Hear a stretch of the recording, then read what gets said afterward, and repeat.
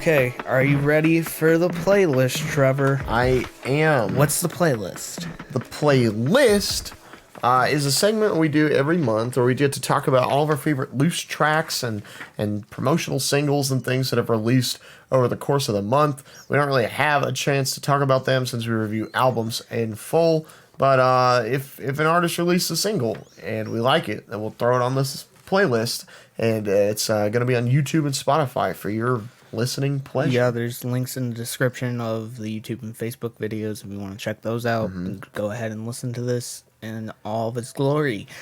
Okay, time to get into the July 2019 playlist. Okay, are you ready, Trevor? I'm ready. Ready to go over this new Post Malone track, Goodbyes, featuring Young Thug? I am. Post Malone, I think, has really evolved as a great artist. Over the past year or so, Beer Bongs and Bentleys has only grown on me since I've listened to it, and after being compared to looking like him, I find Post Malone and I to be spiritually connected.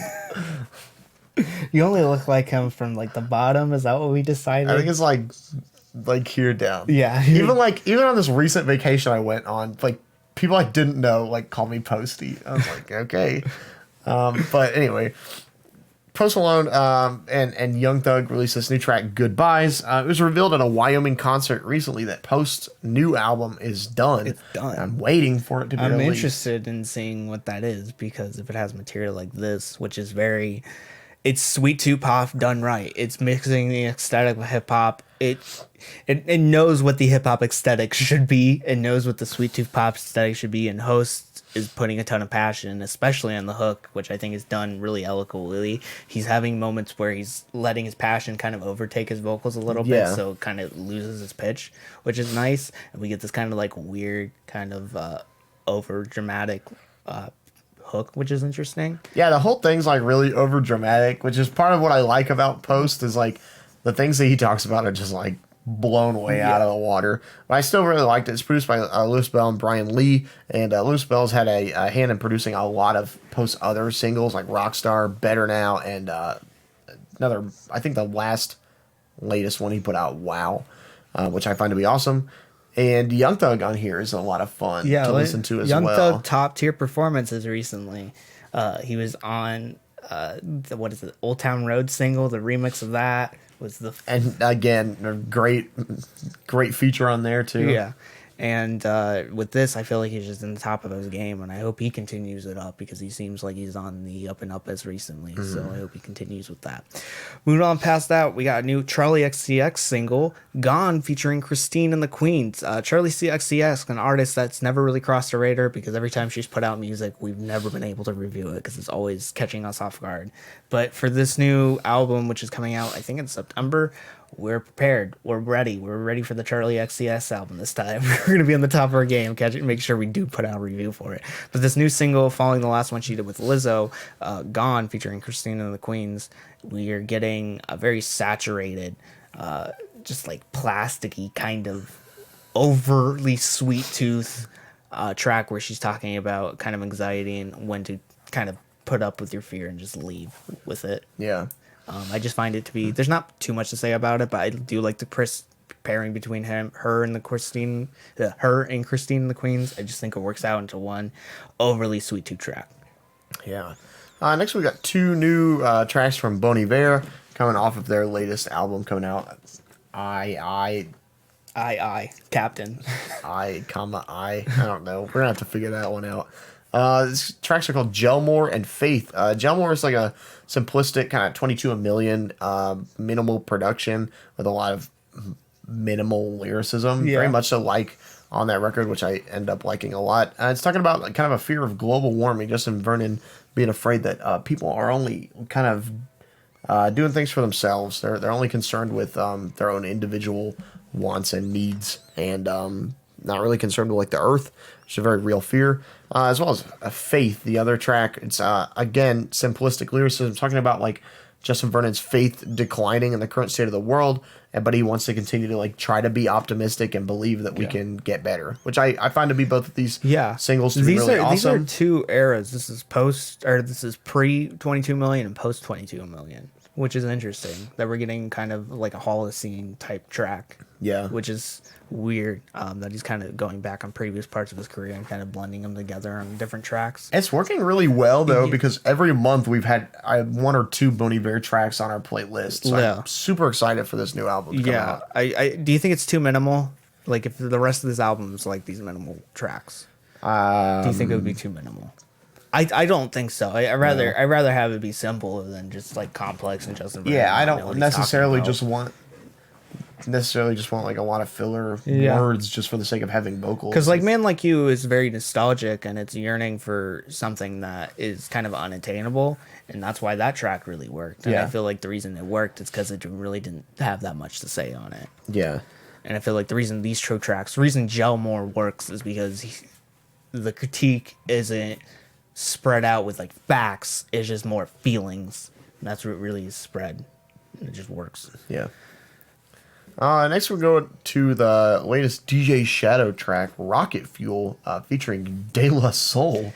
What a left field pick. Yeah, this is the first of two songs that are part of the latest Madden soundtrack, and it is. I like to describe songs like iTunes commercials sometimes because they're just like perfect pop ballads. And this is an iTunes commercial track. It just seems like it has this energetic, frantic pace, fun environment, bright colors that are associated with the track. I just think it really, really works. I love the scratching that is on the track. I love the sampling that is on the track. I love the frantic nature. I love how De La is bringing so much color to the environment and how they're blending with each other like De La should. How it isn't just like one member, it's all of them going together, messing up with each other's verses. It just really works.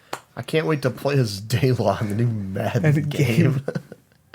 After this, we got another new Denzel Curry track, Shawshank, featuring Tate Kobang. The other Madden song that has made it onto our playlist. Denzel Curry kind of takes what worked from Zoo and just does it. This track doesn't mean a whole lot in the context of everything, but I feel like Denzel's performance is what's the killer. He's just on the top of his game still, and he's delivering all these harsh tracks, and he's delivering all these terrific bars, and he seems unstoppable at this point. Even though this is kind of a filler track for him, a loose single that really doesn't mean that much, I think he does put a lot of passion and effort into it, so it does actually mean something. Right. After this, we got our latest tropical bad word storm, Who's My Eugene. This is the latest in their couple of singles that they've been releasing. Yeah, up for the release of Brain Drops, which drops in August, and it's a song about the relationship between Beach Boys' Brian Wilson and his psychotherapist Eugene Landy. And Eugene was overly controlling of Brian's life and took advantage of his drug abuse and mental health issues, and the track's kind of being, at what point do they not become one person, because it's kind of this weird codependent relationship which really doesn't work for either of them. Because Brian Wilson's being abused and Eugene's controlling someone that isn't himself, so it doesn't work out for either of them. And at what point do they not become one person? What point does Brian not become Eugene because he's being controlled? And Eugene's trying to convince Brian that he's nothing without him, and that he will be nothing in the future if he doesn't have him in his life constantly. And I just think it's nice. It has the two female vocalists on it, who are usually do backup, are on the main on this track, so it's not the male front. So it actually provides a different environment. It seems more like a contemporary alternative rock track, more than just like a psych rock / punk, post-punk track. It's interesting. They continue to mix it up for the singles, and I'm really surprised by it. Nice. Next, we got the latest Dead Rider single, The Sale. Dead Rider is a Chicago experimental rock band. You might know because we reviewed their record in 2018, Dead Rider Trio featuring Mr. Paul Williams. And on this track, Todd Rittman delivers a track about an ad for a 1969 Buick Riviera. That's all the lyricism is about. Just reading an ad for a Buick Riviera, and just all the things, whether it has a new AC or the fact that it's clean, or don't call for publicity or whatever. Don't call if you're a solicitor. It's just great. It's a hectic, just twangy mess of production. Nothing. It's grimy, filthy, just dark, kind of wet. That's all the adjectives I can use to describe. That's all the words that we know. But I feel like it just really works talking about just having just a dumb narrative to really play into the track really works in this nature, and the fact that it's able to. The drums on this track feel like they're really like slow and offbeat. The bass just gets into a giant frantic mess with the guitars to the point where they just seem like they're uneven and they're just playing offbeat with the drums. It just works out, and the pitching on Todd Rittman's voice just comes off to be just a completely surreal mess that makes David Lynch's voice sound like I don't know, like a welcoming experience. Next, we got the latest Angel Olsen single, All Mirrors. This released this morning, and added it to the playlist last second. But Angel Olsen is coming out with a new album here in August. Yeah. No, not August. It's October. Oh, Yeah. My bad. Yeah. I thought it was coming sooner. Yeah. Damn it. That sucks. Angel Olsen is just a really great powerhouse vocalist. Yeah. And All Mirrors just really shows off her power once again. I've been really longing for a new Angel Olsen project and waiting for her to just show off again in another like full-length project. She has some really good features in the past couple of months. Yeah, she was on the Mark Ronson latest project. She had a terrific emotional filled performance on that. Oh, yes. I feel like on this she's just max emotion. It's a slower track for her. Yeah, the last one was a pretty slower track for her too, and it was this one still has like kind of a washed out aesthetic working for it. And she's talking about at some point she's gonna have to look herself in the mirror, and at some point the mirror, when she looked at it, kind of she knew what herself was, but now she's very lost in what it was, and she's hoping that the mirror doesn't consume her to the point where she doesn't know what she is. And it's just a really interesting idea played out into a track. And I like the lyricism. I like the message. I like the themes that play out through it. I feel like the washed out aesthetic, kind of very slow and, I don't know, just like loose, really works for her. Yeah. But still providing that maximum emotion to a point where she's just like dredging out everything she has. Everything really works.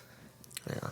And our final track on here is next Brittany Howard single, Stay High, obviously coming off of her new album coming out here pretty soon. September, yeah. And it's her first solo album she's done without Alabama Shakes. Yeah.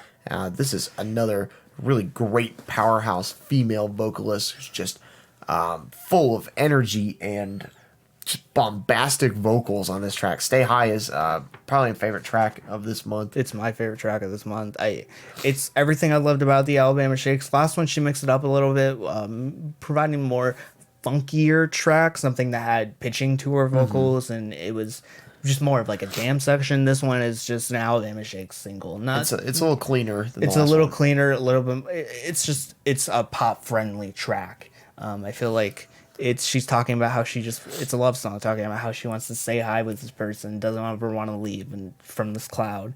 And Terry Crews is in the music video for it, and he does a terrific job. The percussion that's on the back of this, the constant kick, marching like beat, which my dad listened to the song, he hated that. I love the fact that it sounds like a marching beat, that constant kick, the thick bass line. I think it just really works.